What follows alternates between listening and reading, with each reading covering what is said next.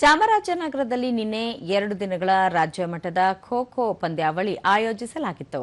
ಪಂದ್ಯಾವಳಿಗೆ ಗಂಗೂಬಾಯಿ ಹಾನಗಲ್ ಸಂಗೀತ ಮತ್ತು ಪ್ರದರ್ಶಕ ಕಲೆಗಳ ವಿಶ್ವವಿದ್ಯಾನಿಲಯದ ನಿವೃತ್ತ ಉಪಕುಲಪತಿ ಪ್ರೊಫೆಸರ್ ನಾಗೇಶ್ ಬೆಟ್ಟಕೋಟೆ ಚಾಲನೆ ನೀಡಿದರು.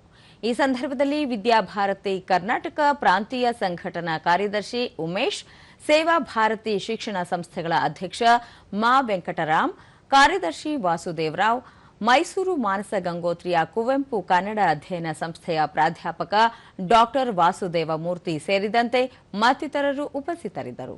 ಕ್ರೀಡಾಕೂಟದಲ್ಲಿ ರಾಜ್ಯದ ವಿವಿಧ ಜಿಲ್ಲೆಗಳಿಂದ ಆಗಮಿಸಿದ್ದ ನೂರಾರು ಕ್ರೀಡಾಪಟುಗಳು ಉತ್ಸಾಹದಿಂದ ಭಾಗವಹಿಸಿದ್ದರು.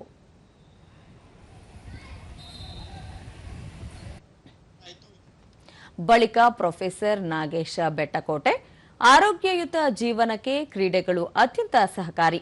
ವಿದ್ಯಾರ್ಥಿಗಳು ಕೇವಲ ಪಠ್ಯ ಪುಸ್ತಕ ಮತ್ತು ಅಂಕಗಳಿಗೆ ಸೀಮಿತಗೊಳ್ಳದೆ ಕ್ರೀಡೆ, ಕಲೆ ಹಾಗೂ ಸಾಂಸ್ಕೃತಿಕ ಚಟುವಟಿಕೆಗಳಲ್ಲಿ ತೊಡಗಿಸಿಕೊಳ್ಳಬೇಕು ಎಂದರು.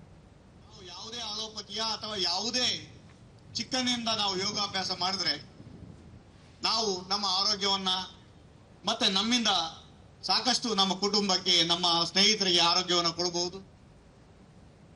ಉಮೇಶ್, ವಿದ್ಯಾಭಾರತಿ ಸಂಘಟನೆಯು ರಾಜ್ಯಾದ್ಯಂತ ಪ್ರತಿ ವರ್ಷ ವಿದ್ಯಾರ್ಥಿ ಕೇಂದ್ರಿತ ವಿಭಿನ್ನ ಕಾರ್ಯಕ್ರಮಗಳನ್ನು ನಿರಂತರವಾಗಿ ಆಯೋಜಿಸಿಕೊಂಡು ಬರುತ್ತಿದೆ.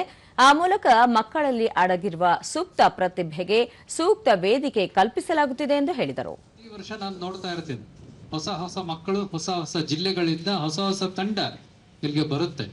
ಆ ರೀತಿ ಭಾಗವಹಿಸಿ ಇಲ್ಲಿ ಗೆದ್ದಂತವರು ಕ್ಷೇತ್ರ ಮಟ್ಟಕ್ಕೆ, ಅಂದ್ರೆ 3-4 ರಾಜ್ಯ ಸೇರಿ ಒಂದು ವಿಂಗ್ ಇರುತ್ತೆ, ಅಲ್ಲಿಗೆ ಹೋಗ್ತಾರೆ.